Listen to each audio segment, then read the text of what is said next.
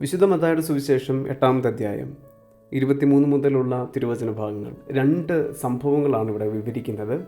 ഒന്ന്, കൊടുങ്കാറ്റിനെ ശാന്തമാക്കുന്ന കർത്താവ്. രണ്ടാമതായിട്ട് പിശാച് ബാധിതരെ സുഖപ്പെടുത്തുന്ന ഈശോ. ഈ തിരുവചന ഭാഗത്തിൽ പിശാച് ബാധിതരായിട്ടുള്ള മനുഷ്യർ താമസിക്കുന്നത് ശവക്കല്ലറുകൾക്കിടയിലാണ്. അവർ വളരെ അപകടകാരികളായിരുന്നു. അവർ അട്ടഹസിച്ചുകൊണ്ട് കർത്താവിനോട് ചോദിക്കുന്നൊരു ചോദ്യമുണ്ട്: ദൈവപുത്ര, നീ എന്തിന് ഞങ്ങളുടെ കാര്യത്തിൽ ഇടപെടുന്നു? നീ എന്തിന് ഞങ്ങളുടെ കാര്യത്തിൽ ഇടപെടുന്നു? ഞങ്ങളിവിടെ സന്തോഷത്തോടുകൂടി ജീവിക്കുന്നവരാണ്. ഞങ്ങളായിരിക്കുന്ന തിന്മകളുടെ ലോകത്തിൽ ഞങ്ങൾ സംതൃപ്തരാണ്. നീ എന്തിന് ഞങ്ങളുടെ കാര്യത്തിൽ ഇടപെടുന്നു?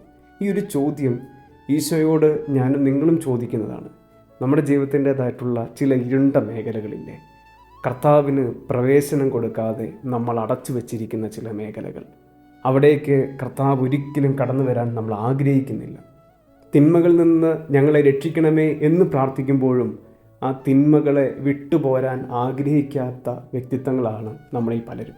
അതുകൊണ്ട് ജീവിതത്തിൽ ചില പാപങ്ങളിൽ നിന്ന് മുക്തി ലഭിക്കാതെ അതിൽ തന്നെ നിലനിന്നു പോകുന്ന മനുഷ്യരായിട്ട് നമ്മളൊക്കെ മാറുന്നുണ്ടെങ്കിൽ, ഈ പിശാച് ബാധിതർ പ്രാർത്ഥിച്ചതും ഈശോയോട് ആക്രോശിച്ചതുപോലെ നമ്മളും ആക്രോശിക്കുന്നുണ്ടെന്ന് മറക്കാതിരിക്കാം. നല്ല ദിനം ആശംസിക്കുന്നു. ദൈവാനുഗ്രഹങ്ങൾ നേരുന്നു.